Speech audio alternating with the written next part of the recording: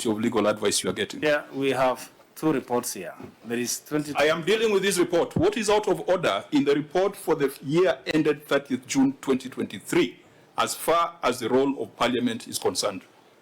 What is out of order? I have shown you, Deputy Majority Whip tabled this report on 21st of March 2024, and thereafter, Parliament made the decision that the appropriate action is for the report to be considered by the Public Accounts Committee. Chair, have you looked at the Hansard? I gave this advice based on the 2 reports that were here. No, let's deal with one report at a time.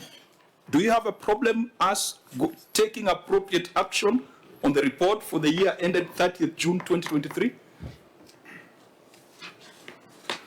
I will need to be furnished with evidence when. Whose responsibility is it to? I have been kind enough to supply that evidence to you, because today you are not running away. Tuko na wewe hapa.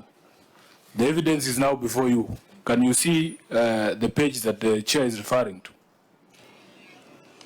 Chairman, as the CA is looking at that document, rightly the way you put it, you received the document on 21st March.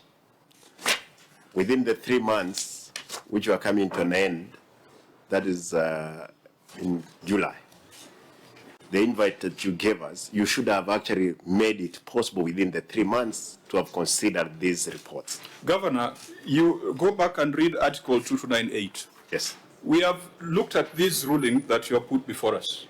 We have looked at it from page 1 to the last page. What is required of Parliament is to debate, consider, and take appropriate action.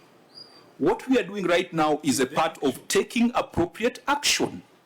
When a report is tabled, the Speaker or the leadership of the House makes certain decisions for action to be taken by a committee that is outside the 3 months that we're talking about here. Chair and Governor,